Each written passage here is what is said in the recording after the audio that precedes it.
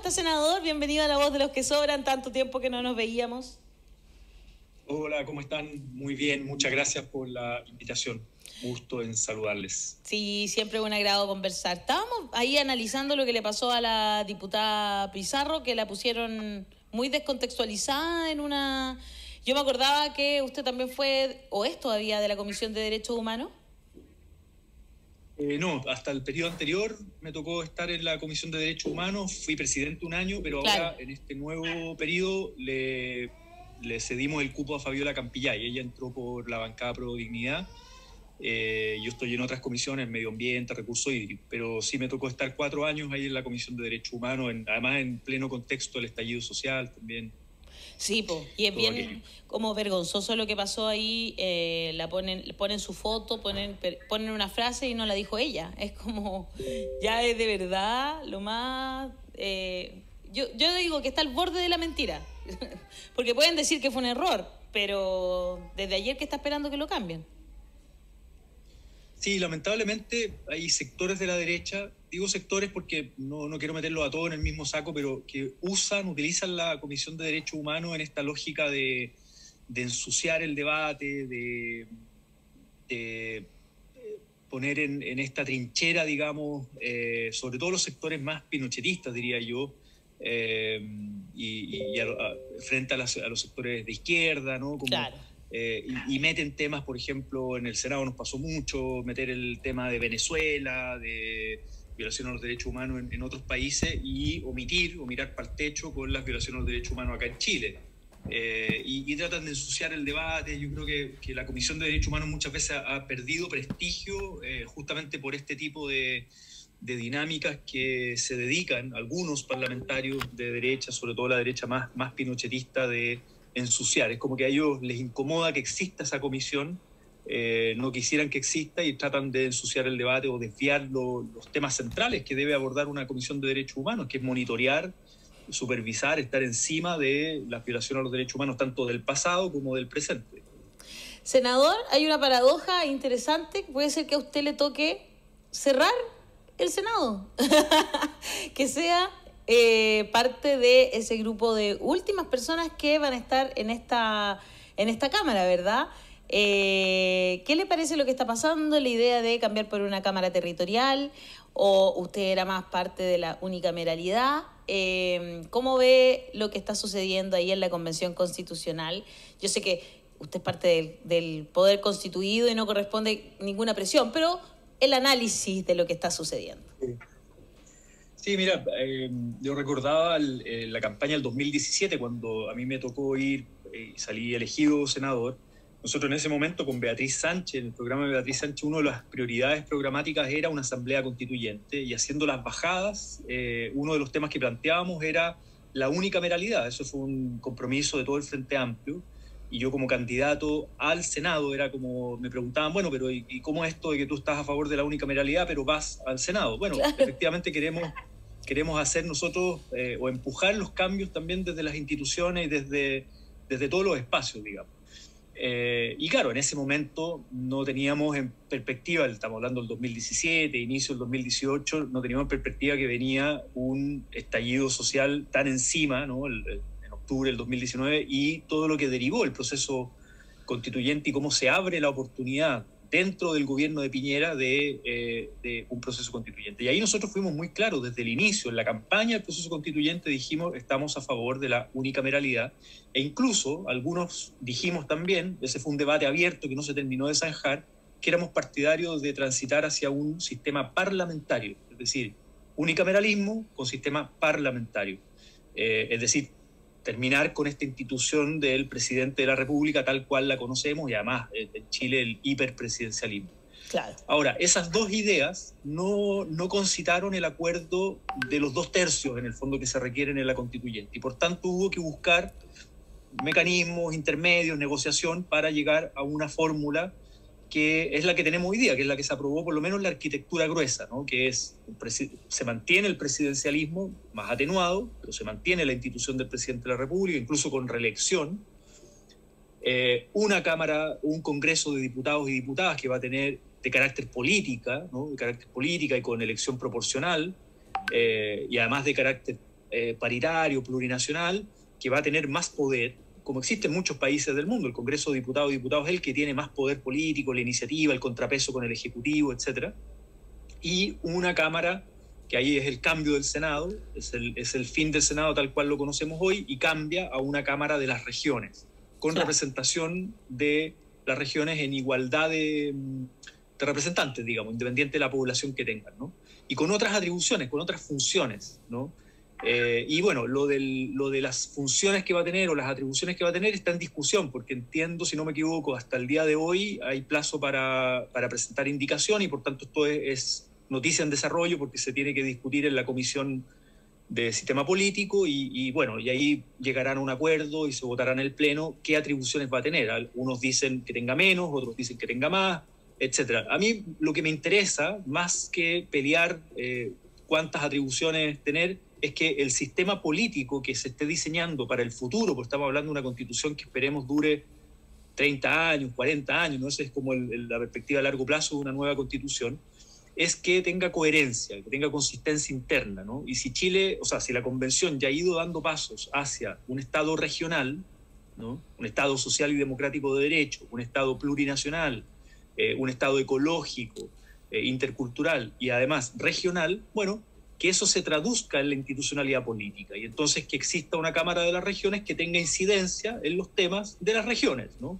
Que no sea decorativa. O sea, ¿le pareció bien la idea de tener esta Cámara territorial en vez de tener una unicameralidad, digamos? A ver, insisto, yo era partidario de la unicameralidad, pero dado que no hubo consenso, me parece que es una buena opción de salida, y que además tuvo más de 2/3 de apoyo. Entonces, me parece que hay que seguir profundizando ahí.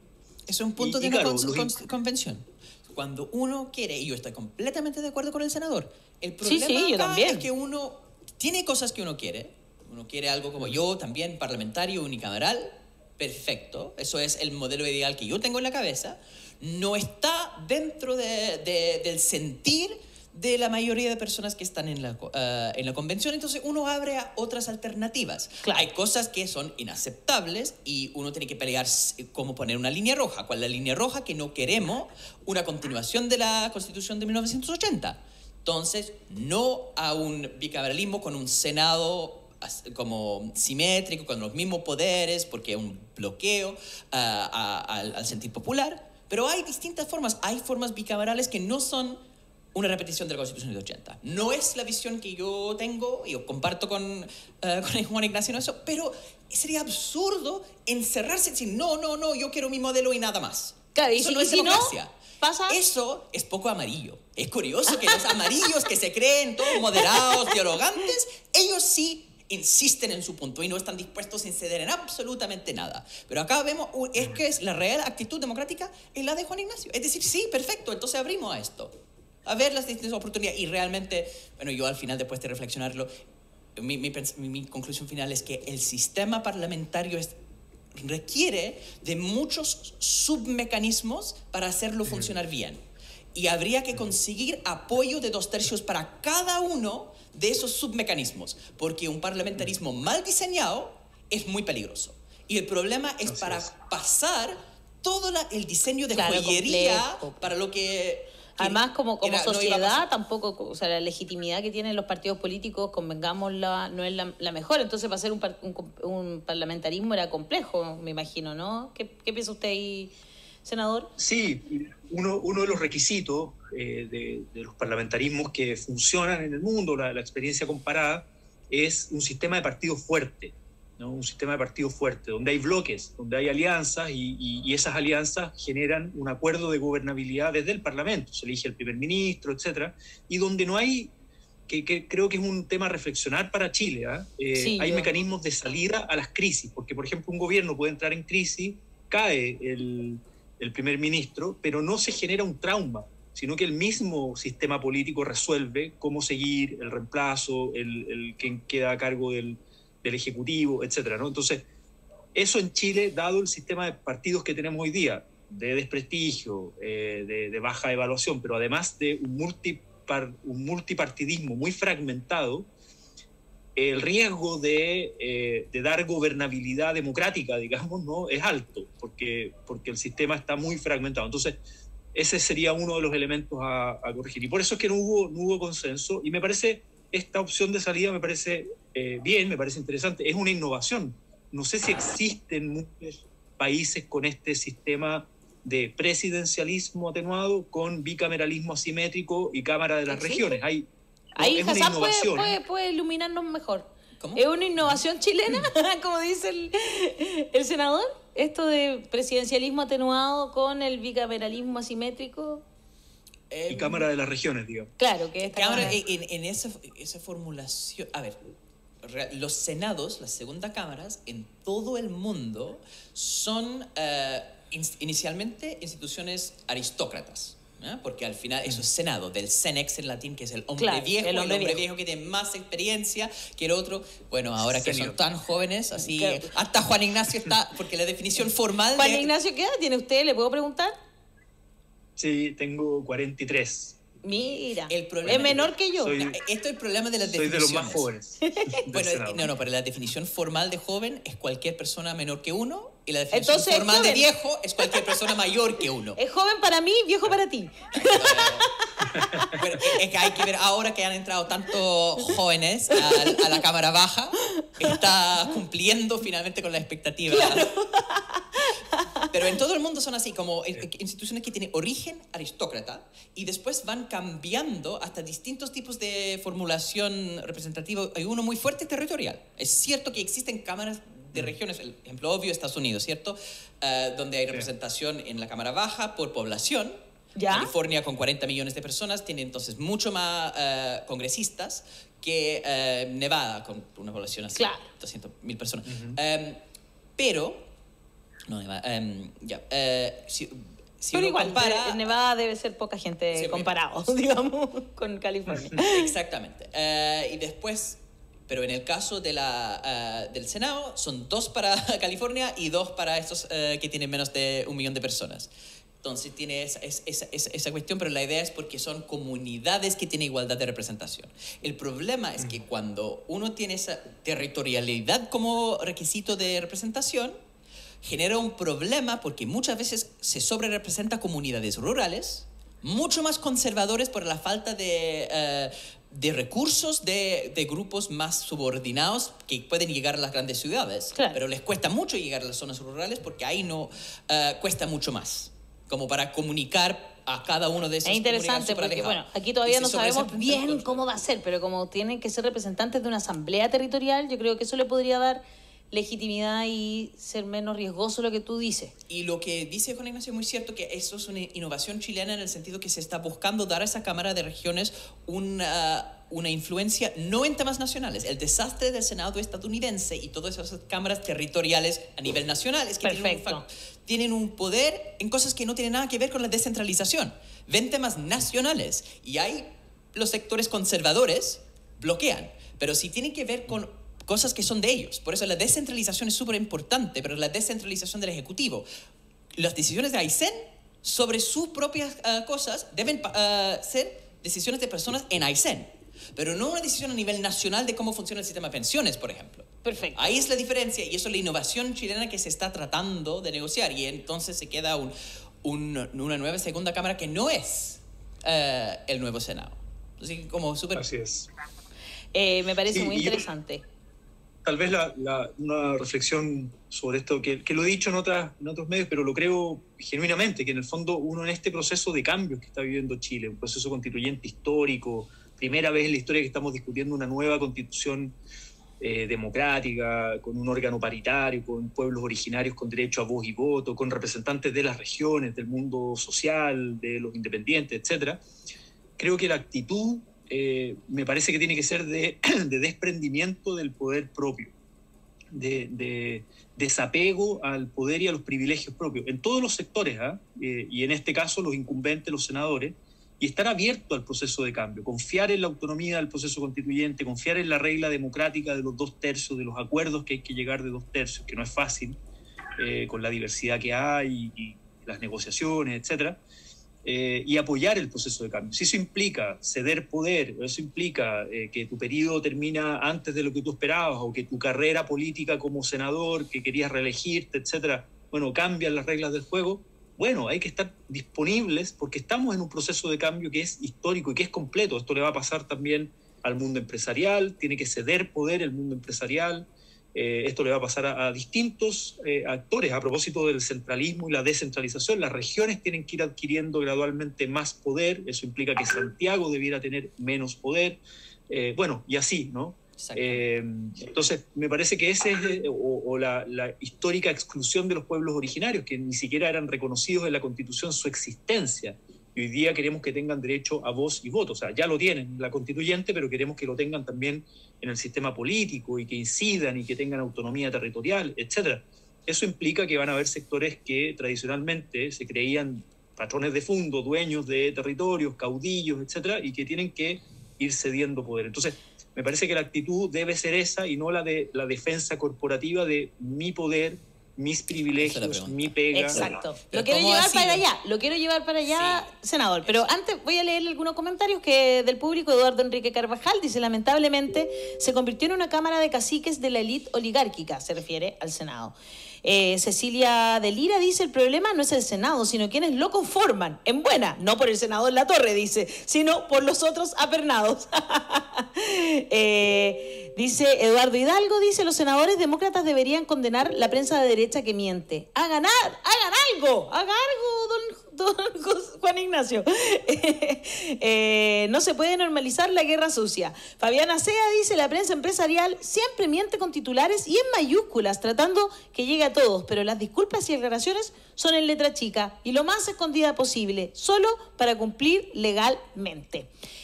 Ayer, a propósito de lo que usted está diciendo, hay varios incumbentes, es decir, senadores o ex senadores, especialmente del Partido Socialista, a los cuales se les acusó de estar presionando a los convencionales constituyentes.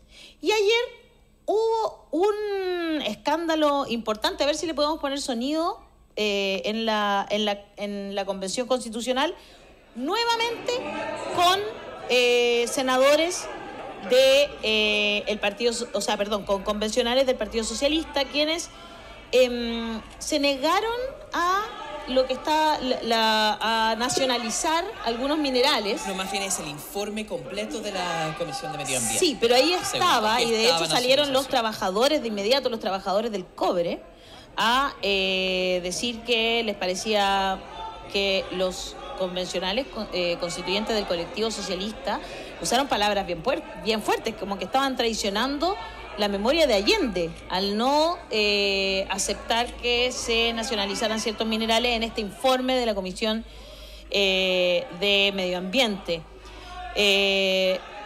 Hay dos posturas, ¿no? Por un lado está la postura de quienes dicen que el informe era deficiente y por otro lado también que les gritaron traidores ayer, ahí delante de todos. No sé qué le pareció a usted, senador, si eso también de repente pasan cosas parecidas en el Congreso, se pelean, ¿verdad?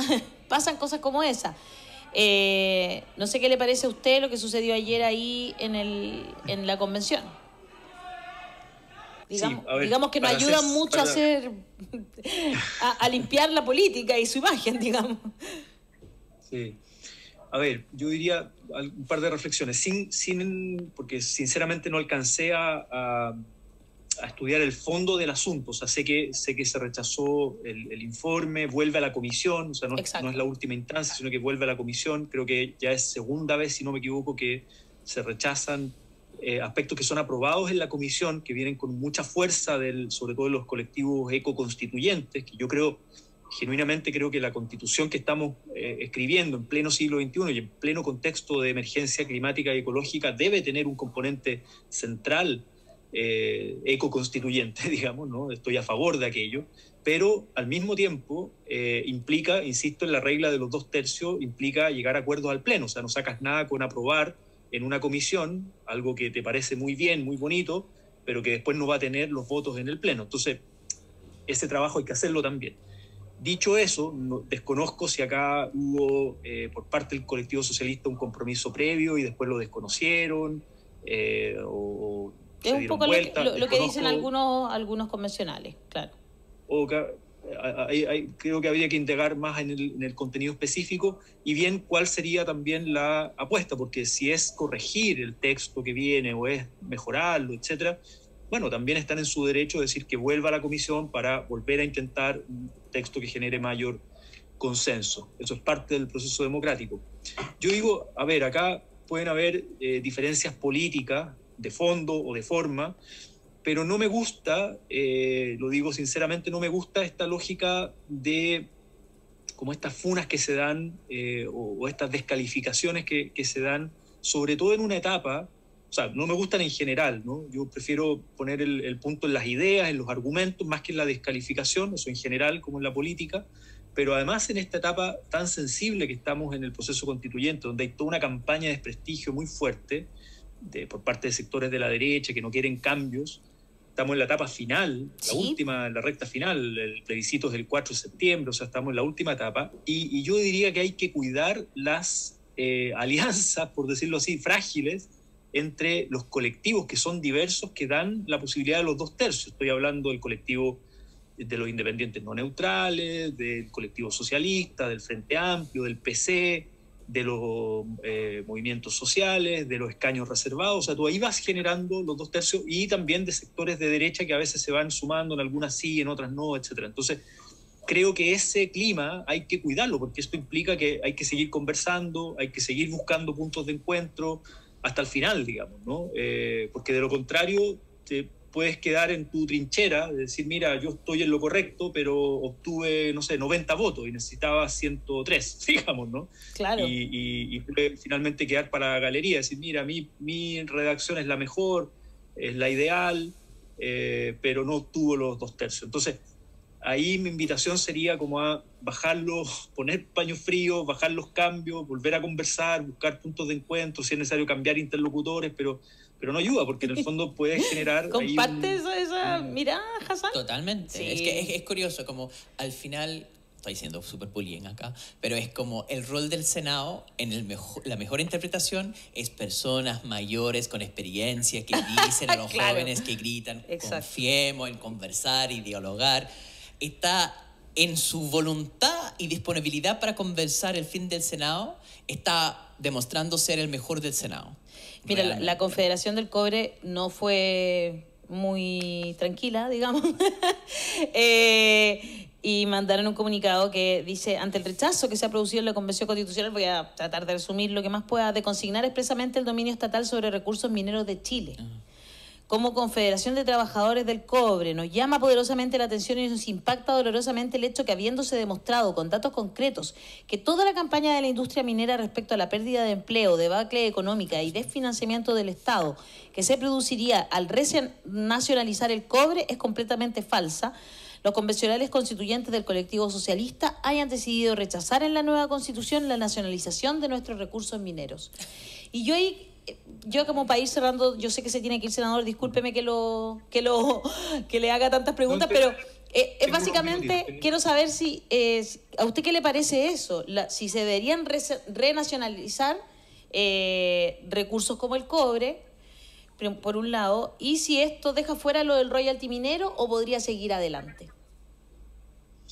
Ya, son varios niveles. A ver, vuelvo como a mi postura personal de lo que a mí me gustaría. Y lo hemos discutido con Hassan antes en proceso de campaña, en lo programático. Con el cobre, yo soy partidario de que el Estado de Chile tenga mayor propiedad de lo que hoy día tiene, ¿no? Por un lado, pero también soy partidario de empresas mixtas y de inversión privada en el cobre. Yo soy partidario de aquello. No así en el litio. Yo creo que sí hay que nacionalizar, por ejemplo, el litio. Lo hemos hablado en términos de las posibilidades que da el litio de encadenamientos productivos, de innovación, desarrollo, etc.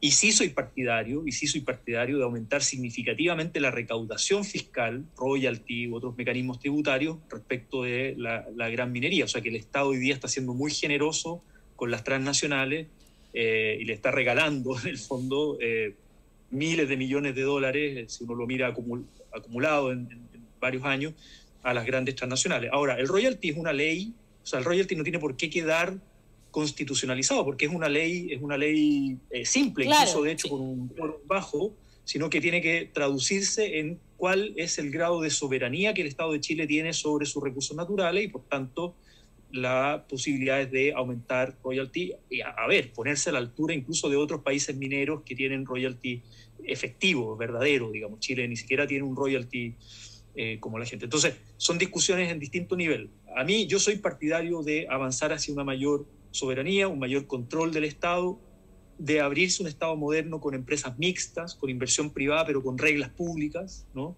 De subir estándares también ecológicos, a propósito, y el lobby que hace la industria minera, que eso es cierto, la presión que hace a propósito de una ley como la ley de glaciares, que lleva años discutiéndose en distintos, Bachelet 2, Piñera 2, pasó todo ese periodo y no se logró sacar una ley de glaciares que proteja a los glaciares por el lobby minero, que es una aberración en pleno siglo XXI en la escasez hídrica que nos encontramos, crisis climática y ecológica, que Chile no tenga una ley de protección de glaciares como sí la tiene Argentina, por ejemplo, al ladito. Claro. Entonces, en ese tipo de cosas, claro, la Constitución debería habilitar procesos de cambio, pero luego dejar que el sistema político, legislativo y las políticas públicas vayan aterrizando todas estas políticas. Ahora, de que existen intereses, existen presiones, existe lobby en el Congreso, y me imagino en la Convención Constitucional también, obviamente, porque estás tocando intereses muy poderosos, de muchos recursos, y están muy pendientes de lo que se va aprobando. Por ejemplo, a propósito de la inapropiabilidad del agua como bien natural común. En Chile tenemos un mercado del agua y unos usurpadores de agua, un saqueo del agua, acá en la región de Valparaíso, brutal, que les ha acomodado 40 años desde la dictadura hasta ahora, y un cambio estructural obviamente cambia su negocio. Claro, ¿no? Y, o sea, salieron con cosas tan absurdas como que no se van a poder vender helados de agua, o sea, de verdad que el debate ya no tenían que hacer, digamos, para poder... y luego salen con cosas pero que son realmente de una bajeza intelectual y de una deshonestidad impresionante. Pero bueno, este debate todavía le queda y esperamos que se dé de una manera más tranquila, ¿verdad? Y más claro. Vuelve a la comisión. Exacto, vuelve a la comisión. Y hay oportunidad para seguir conversando. Tranquilicemos a la población. Yo por eso se lo preguntaba, para que tranquilicemos. Todavía se pueden hacer cosas. Nada está abandonado. Hay muchas cosas que se pueden hacer por ley todavía. Entonces, creo que hay que tranquilizarse un poco, tomar aire y seguir esta discusión de una mejor manera. Ahora, eso no significa que yo esté de acuerdo o no con que se traicione un acuerdo que se había tomado, digamos. Sí, eso es diferente. Juan Ignacio Latorre, senador, muchas gracias por estar esta mañana y abrirse a conversar de todos los temas, de la actualidad, de lo que está pasando. Un abrazo, que esté muy bien. No, muchas gracias a ustedes por la invitación. Un abrazo, que estén bien. Chao. Hay una parte del comunicado, Hassan, que es súper dura, que te lo quiero leer antes de que nos vayamos a la